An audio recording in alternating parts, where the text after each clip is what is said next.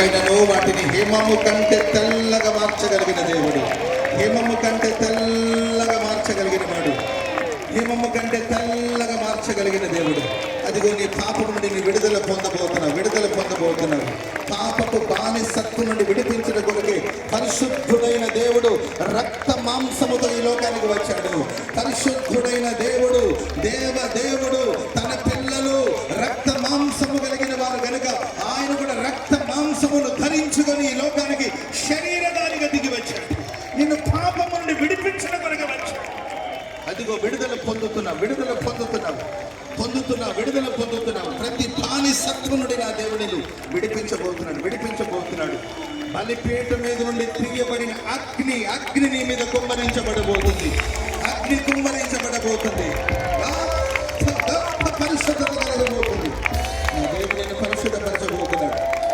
అడగండి ప్రభుని, యేసయ్యా పిలవండి, యేసయ్యా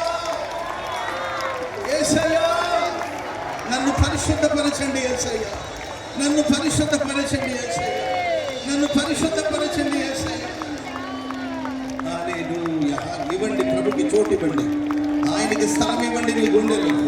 అది హృదయం అనే తలుపు వద్ద నిలబడి తట్టుచూ ఉన్నాడు.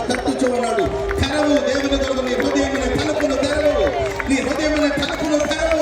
ఇప్పుడే నా దేవుడిని పరిశుద్ధపరచబోతున్నాడు.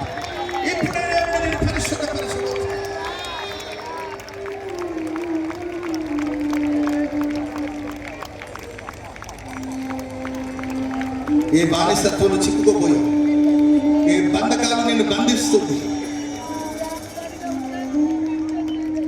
రక్షణ సంతోషం ఉందా? నీ హృదయం సంతోషిస్తుందా? చేతులెత్తి థ్యాంక్ యూ జీసస్.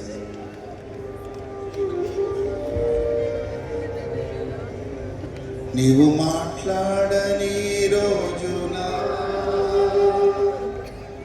నా కనులకు నిత్తుర కరువాయెనే.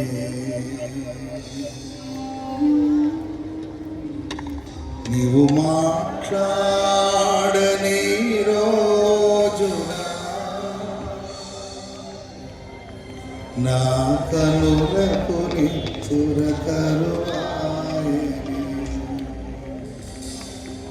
నీవు పెదవిప్పిన రోజున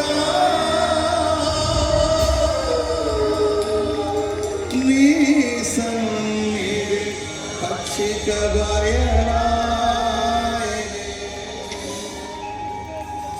నీ సన్నిధి పక్షిక బయలాయెనే.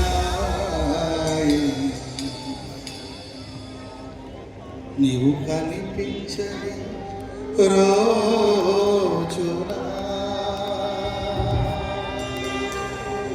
ఒక క్షణమొక యుగం మా